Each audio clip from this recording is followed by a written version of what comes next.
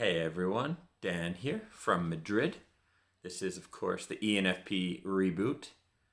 And today, let's explore quitting things. You know, when you start something, like you say, hey, I want to be a painter. I want to start my own business. I would like to be a ukulele pro. True story, I did buy a ukulele recently.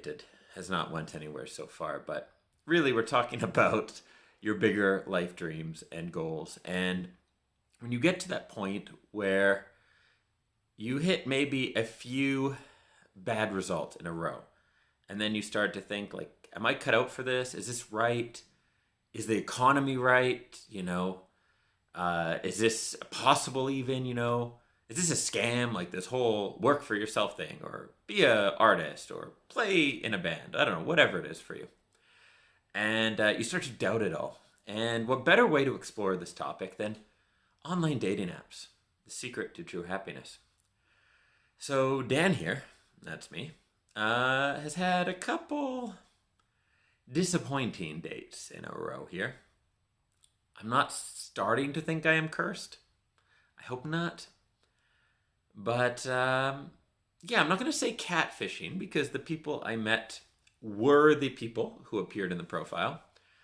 But a lot of filters, angles, and other effects were probably used to create a certain persona. And I also mean that in terms of personality. Like, sometimes you maybe talk to someone in one way, and then you meet them in real life, and you're like, oh, you have a horrible personality. Like, this is not enjoyable at all. Or maybe people's belief systems. You meet with someone, and then you start to... some of their beliefs come out after a little while, and you're like, oh God, this is scary. So anyhow, 2 very off-putting dates in a row. And I found myself today thinking, like, how much time did I waste, in general, getting to the point of filtering to these people, right? So if you're on an app, you're talking to lots of people before you go out with just one. And then the time going back and forth, talking to them, exchanging messages, and then meeting up. And it's like, I could have used that to work on so many other things. I should just delete this app. Then I thought, Dan, you're being stupid, because what about all the good that has come from this app? For example, one of my best friends, we met like 8 years ago, I think it was, on Tinder, and is now one of the closest people in my life. I did not meet Gabby on Tinder. If any of you are curious, any of you longtime viewers. There's also plenty of great people I've met and great experiences and wonderful dates I've had, or people I've met that have turned into wonderful friends. Like, all sorts of great things have come from these dating apps. And it's not saying they are bad. It's like with anything, you have good results and bad results, good days and bad days. And what can happen, let's use this starting your own business, for example, is often you need to sell. And sales is a lot like dating. You have good results and bad results, and it's a bit of a numbers game. So maybe you go out there and you start selling your new product or service, and people don't like it. You get some negative feedback, 3, 4, 5, 10 no's in a row, and suddenly you're like, maybe this is really stupid, or maybe I'm not good at this, or maybe nobody wants this, maybe the economy's bad. You come up with all these reasons that are a great justification to quit. Now, on the other side of things, you go out and you get 2, 3, 4 yeses in a row, and you're like, this is the greatest thing ever. Like, people love what I'm doing, I'm cut out to do this, etc., right? And what it really is none of these results are statistically significant, right? There's a random chance element in it. Now, if I have 50 catfish dates in a row, I'm done with online dating in Spain. It's over, moving on, etc. That's a statistically significant finding. If you have 2 months of people telling you, no, you're not, I don't want your product, I don't want your service, it's not to say for sure it's not the right thing or the right economy, but it's something to then explore. But if you get a couple in a row, a couple yeses or a couple no's, that's just random. There's a level of randomness to it.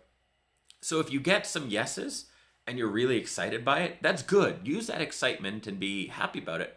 But don't make it everything, because if you base your persistence and your dedication to your dream based on the short-term results you get, then you're always going to be at mercy of random chance, right?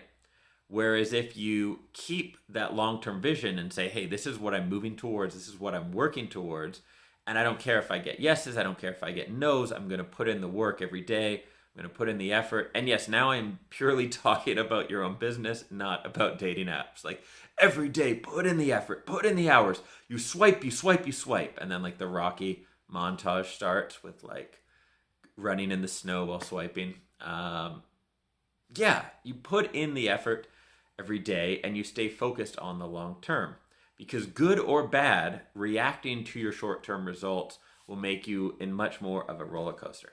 Now, can you never react to short-term results? Of course not. We're ENFPs. We make a sale, we get really excited. We have a great date, we get really excited.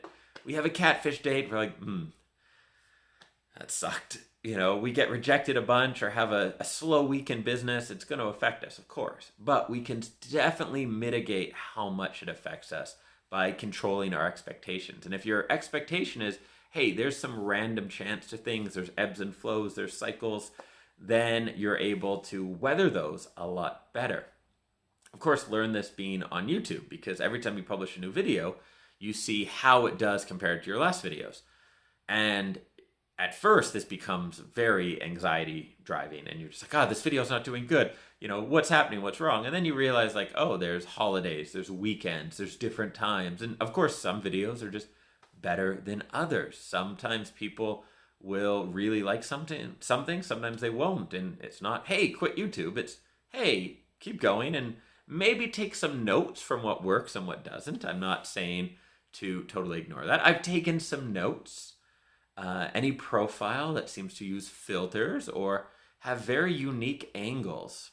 You know, someone who's like, all their photos happen to be from very unique angles and never at the beach. Often a good indicator. All right, on that bombshell, thank you for being here today. And I will see you tomorrow for the next video of the ENFP reboot. And remember, focus on the long term. Focus on what you want and don't let the short term ups and downs get to you as much as they can. In the comments below, let me know a time when you went through something that maybe rattled you, like you got bad results for a bit and you kept going and then ended up with some sort of great result and things that worked out well. Share that happy story below. See you tomorrow.